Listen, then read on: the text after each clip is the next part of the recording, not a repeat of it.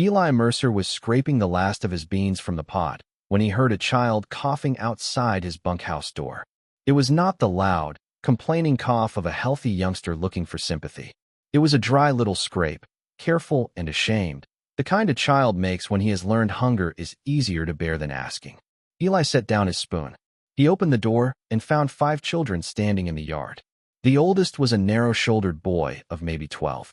The youngest, a barefoot girl with a crooked braid, was clinging to his hand and staring at the steam rising behind Eli as if it were the most beautiful thing she had ever seen. None of them looked at Eli long. They looked at the food, then at the ground, then at the food again. The boy cleared his throat. Miss Pettigrew said maybe. Maybe you might have a little left. Eli glanced once at the empty field beyond them, once at the black pot inside. Then he stepped aside. Come on, he said. Before the beans get cold enough to fight back. Before we go further, settle in wherever you are tonight, and tell us in the comments where you're listening from. We always like knowing who's with us when a story begins. Eli pulled every bowl he owned from the shelf. There were only 4, so he handed the oldest boy his cracked coffee mug and took the pot for himself. He thinned the beans with water, crumbled the last piece of cornbread into the broth, and pretended not to notice how the little girl burned her tongue in her hurry. What's your name? He asked the boy. Jonah Bell. And these? Ruthie, Samuel, May, and Clara. Eli looked at their wrists, their hollow cheeks, the care with which Jonah broke his cornbread into equal pieces before taking any for himself. Where are your folks? Jonah lowered his eyes. Gone. That one word opened old ground in Eli. He tried not to walk on. 7 years earlier, he had buried his son Thomas after a winter fever took him in 2 nights. His wife Nora lasted until spring. After that, the ranch had grown so quiet Eli sometimes caught himself listening for voices that no longer lived there. He looked at the 5 children in his bunkhouse and saw the same thing he had seen in the mirror for years. People surviving after the worst had already happened. Miss Pettigrew feeding others? He asked. Jonah nodded. Church hall's almost out. That told Eli enough. Bell Crossing was down to scraps. 3 months without rain had burned the grass to straw and shrunk the creek to muddy holes. Men were selling cattle cheap because feed cost more than flesh. Mothers were stretching flour with whatever would fool a child's belly for an hour. And now the schoolteacher had sent orphans to a widower's bunkhouse because there was nowhere else to send them. Eli stood, took down his flour tin, and shook it. Too light. He checked his salt pork, his rice, his molasses. Not enough for one hungry day, much less many. Still he set it all on the table. Jonah stared. She only asked for a meal. One meal teaches a hungry child how bad tomorrow feels, Eli said. That same evening he hitched his wagon and drove into town with 2 sacks of feed oats, a good rope coil, and the silver watch his father had left him. He traded all 3 at Greeley's store for flour, beans, lard, coffee, and 2 dented cans of peaches so precious he covered them with a blanket before heading to the church.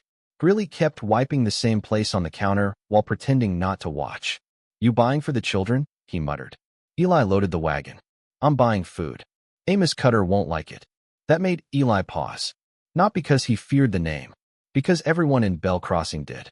Amos Cutter owned the bank, the grain warehouse, and enough notes on enough farms to make half the valley bow when he rode by. He had the kind of power that never raised its voice because it expected the world to lean closer on its own. Since the drought began, he had been buying desperation the way other men bought hay. At the church hall, Ada Pettigrew was stacking hymnals in near dark. She was a plain woman if you judged by the careless standards of idle people, but Eli saw steadiness in her at once. Her brown hair was pinned for work, her sleeves rolled, her face tired in the way only responsible people ever look. When she saw the wagon, she stopped. Mr. Mercer brought a few things. Her eyes moved over the sacks and came back to him, softening before she could stop it. You shouldn't have emptied your cupboards. Then you shouldn't have run out of food. Together they carried supplies into the hall. 16 cots lined the walls. Children sat on them, trying not to look hopeful. Ada told him which had lost parents to spring sickness, which had been left behind by families heading east, which had simply outlasted the adults who were meant to keep them safe. You can't keep them on your own, she said as they worked. Wasn't planning to. Her eyes narrowed. That sounded suspiciously like volunteering me. You already volunteered yourself.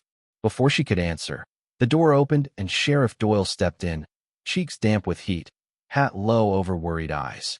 He looked from the food to the children. "Mr. Cutter asked me to remind folks," he said, "that unauthorized relief breeds disorder." Ada straightened. Eli set down a sack. "Funny," he said. "Hunger breeds it faster." Doyle shifted his weight. "I'm passing a message. And I'm unpacking flour." The sheriff let out a breath through his nose.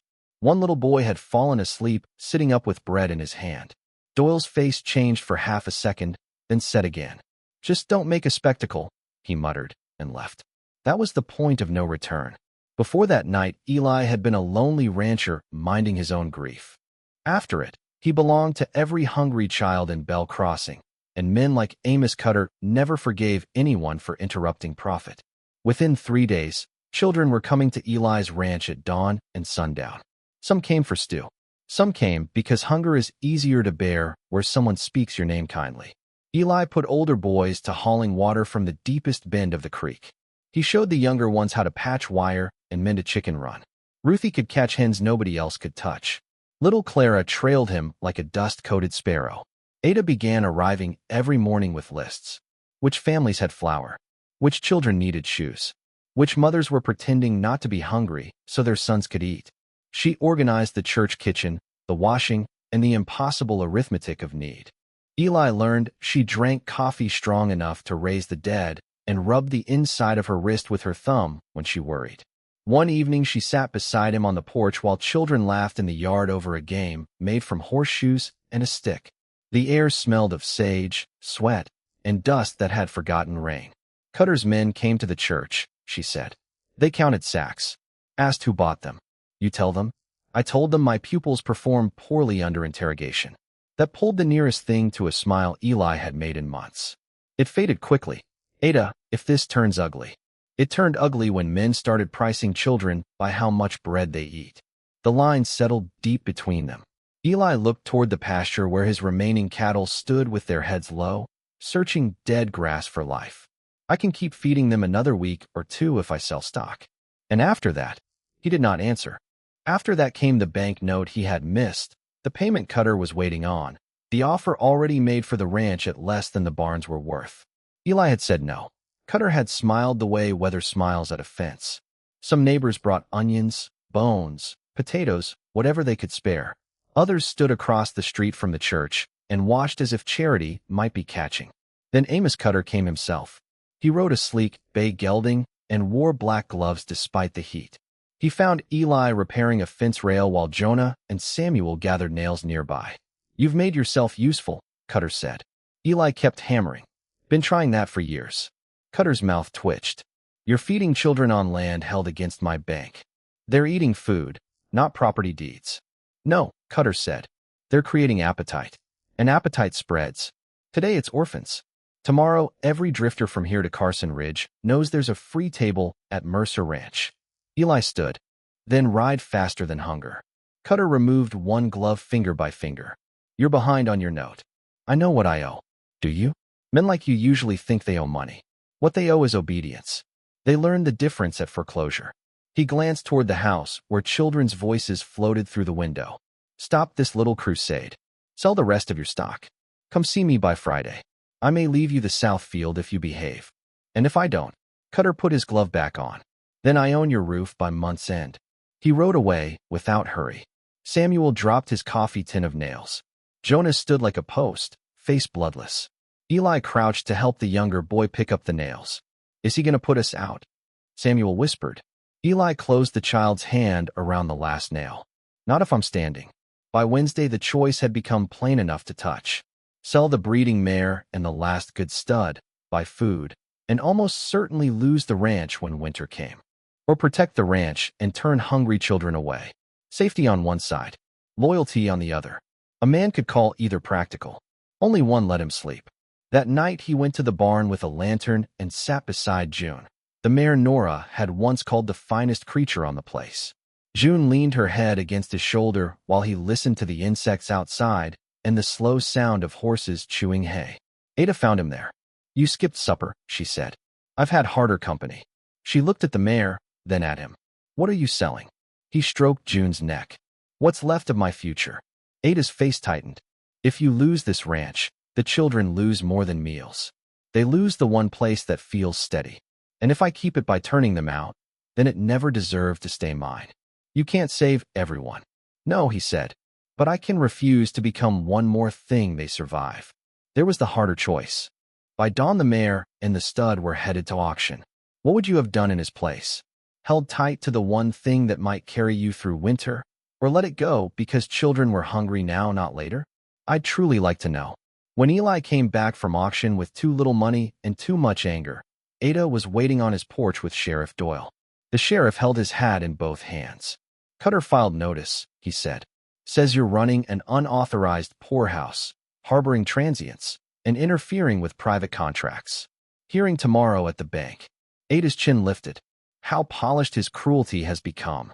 Doyle nodded once toward the field. He also put guards on the north well. Says water's for paying customers only. Ada stared. That well was built by town subscription. Tell that to his deed books, Doyle muttered. The storm arrived the next day under a bright, pitiless sky. Half the town crowded into Cutter's bank. The room smelled of ink, wool, and men who had been afraid too long. Eli stood in his cleanest shirt with Jonah on one side and Ada on the other. Across the desk sat Amos Cutter, Sheriff Doyle, the county clerk, and two ranchers too deep in debt to meet anyone's eyes. Cutter spread papers like a man laying down cards. Eli Mercer. Delinquent note. Misuse of agricultural assets. Public disturbance. Ada answered before Eli could. He fed children. Cutter ignored her. I am, however, prepared to settle generously. Sign over the east pasture, your stock rights, and occupancy of the main house, and I will permit one supervised wagon of grain to be distributed through the church. A murmur moved through the room. One wagon. Just enough mercy to make refusal look selfish. Eli read the faces around him. Fear. Calculation. Shame. No, he said. Cutter leaned back. Think carefully. I have. The bank doors slammed open. Old Mrs. Voss came in carrying her onion basket, like a weapon. Behind her came Reverend Pike, the blacksmith's wife, 2 railmen, 3 church women, and enough children to make the room feel suddenly honest. Last came the Reverend hauling a ledger book so large he had to brace it with both arms. He dropped it on Cutter's desk. Since we're discussing property, he said mildly, we should discuss the north well. Ada was already opening the ledger. Names covered the page in faded ink. Pettigrew, Bell, Voss, Pike, Mercer, and dozens more. Next to them were donations of lumber, labor, and cash from 20 years before. At the bottom, witnessed by the county surveyor, stood the clause nobody expected to see again. Water access guaranteed to all subscribing households during declared drought emergency. The county clerk bent closer. His face changed. That's binding, he said. Cutter's jaw tightened. It has no bearing on Mercer's note. Maybe not, Ada said, her voice carrying to the back wall. But it has bearing on your men driving thirsty children from water their dead parents helped pay for. Something in the room shifted then. Not bravery exactly. Recognition. Sheriff Doyle cleared his throat. County code upholds emergency access if subscription is proved. Cutter turned on him. You work for the law. Doyle looked at the children. Maybe today I do. Cutter stood. Take your water. It won't save Mercer's land. Jonah stepped forward before Eli could stop him. You burned our barn. The room froze. Cutter looked at him as if examining an insect. Careful, boy. Jonah's face went pale, but he did not lower his eyes. My pa told Ma he wouldn't sell to you. Next night the barn caught. Sheriff said lightning, but there weren't any clouds. I saw Webb ride off with his red scarf. A ranch hand near the wall flinched. Ada saw it. So did Eli. Cutter smiled thinly. Are we taking testimony from starving children now? The revelation came from Sheriff Doyle. He reached into his vest and set a brass button on the desk, one edge blackened by fire. Found this in Bell's barn ash, he said. Knew it came from Deputy Webb's coat. Said nothing. His voice roughened. Been telling myself a man keeps his badge by bending where he must. But hungry children in a church have a way of souring excuses. Cutter's face changed at last. Mind yourself. No, Doyle said. I believe I just started. Then everything broke. Webb lunged for the ledger. Eli drove a shoulder into him and sent both man and inkstand crashing sideways. One of Cutter's ranchers pulled a pistol. Ada shoved the county clerk down behind the counter a heartbeat before glass shattered over the room. Children screamed. Mrs. Voss swung her onion basket into a man's head so hard onions rolled in every direction. Short moments came sharp after that. Doyle drawing his gun. Reverend Pike herding children against the wall. Jonah ducking under the desk to pull Clara clear. Eli fighting through flying paper and splintered wood while Cutter backed toward the side door with the foreclosure note in his hand. That was when Eli understood the heart of the thing. Cutter's weapon was not the pistol one of his men had drawn. It was the paper, the debt, the lie written neatly enough to pass for law. Eli went after him. Out the side door. Across the alley. Heat slapped his face. Cutter reached the hitch rail and yanked for his bay gelding. Mercer. Cutter spun with a derringer in his fist. Another step in. Eli kept coming. Maybe grief had already taught him what fear could not prevent. Maybe a man who had nearly starved feeding children no longer counted his own skin first. Maybe he was simply finished bowing. Cutter fired. The bullet tore through Eli's upper arm and spun him sideways. Pain flashed white. Dust filled his mouth. Cutter turned for the saddle. Then Ada's voice rang from the doorway behind them. Eli. He looked once and saw her there with blood on one sleeve that was not hers. Fear for him written plain across the face she had kept sensible for too many years. That was enough. He surged up, caught Cutter's boot, and hauled him backward out of the stirrup. They crashed into the dirt. Cutter fought mean and fast, clawing for the note. Eli pinned his wrist, took a blow across the cheek, and ripped the paper free. The bay gelding, wild from gunfire, reared beside them. Eli had one heartbeat to choose.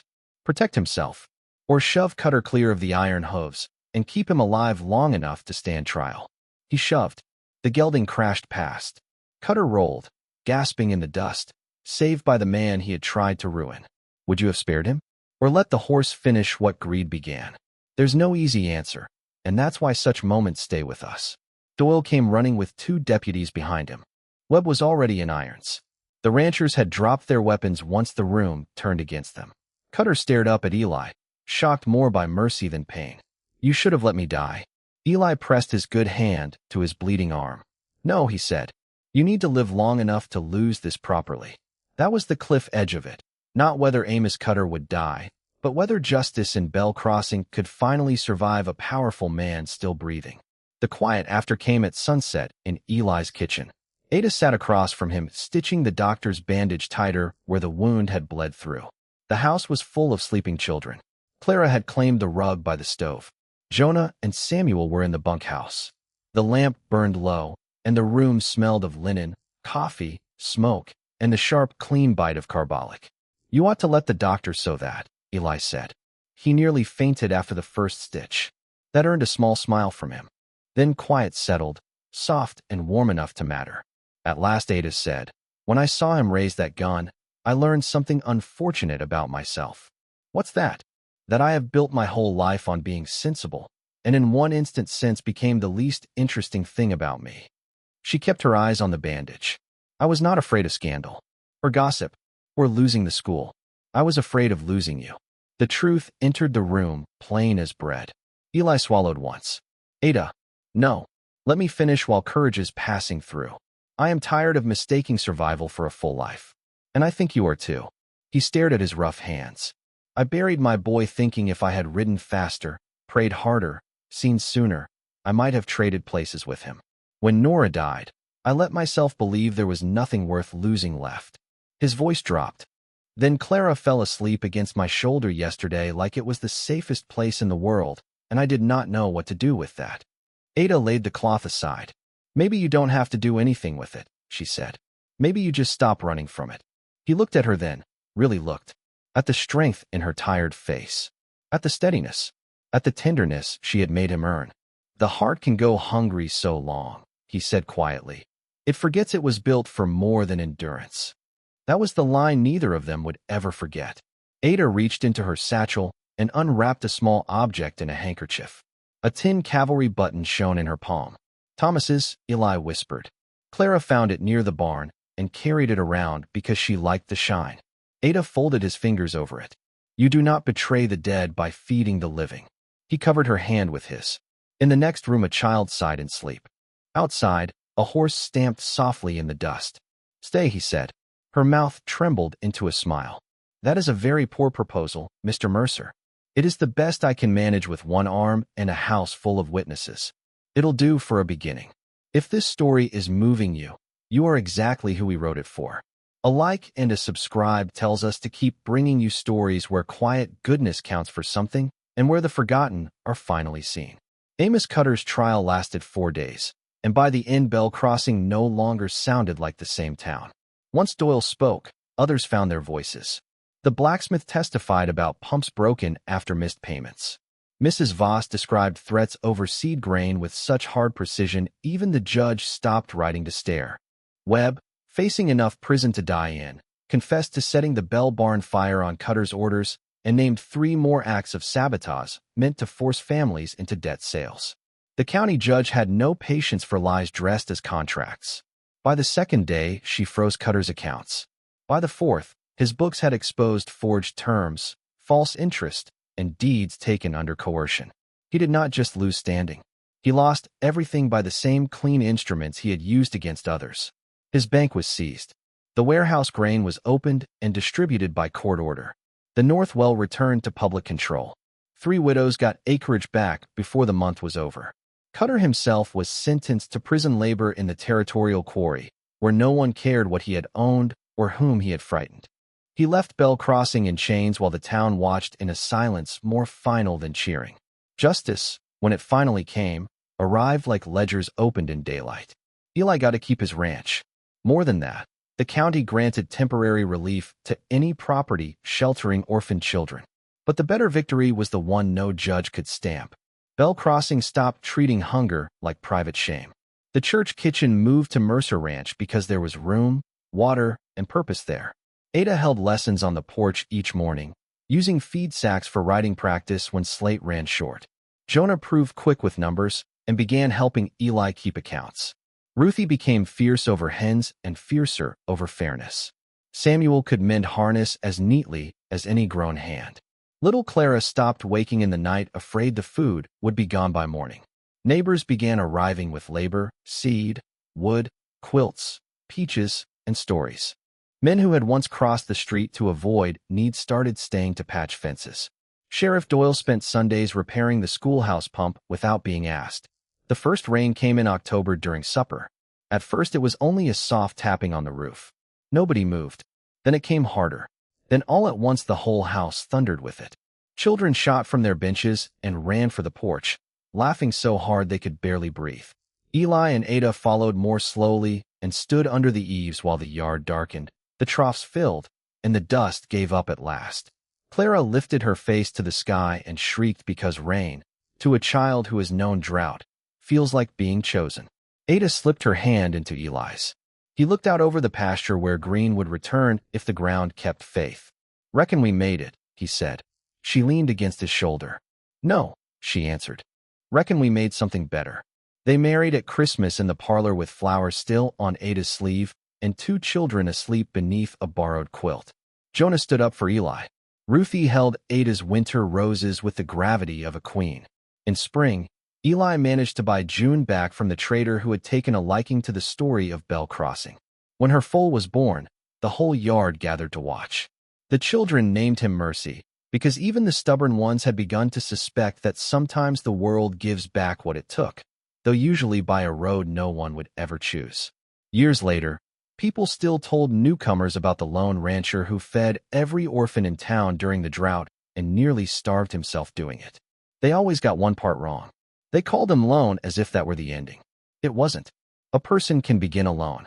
But if they keep choosing other people over fear, loneliness eventually runs out of ground. On a late summer evening long after the drought had passed into story, the porch at Mercer Ranch sagged pleasantly beneath the weight of children not all related by blood, and none of them worried about supper. Ada rocked with a baby asleep against her apron. Eli, grayer now and slower in the knees, sat whittling a toy horse while Mercy's grown offspring cropped sweet grass beyond the fence. Fireflies stitched pale gold in the dusk, and from the open kitchen window came the smell of bread, coffee, and rain-damp earth. Eli looked down the long table crowded with reaching hands and said, half to himself, "Funny thing about an empty house.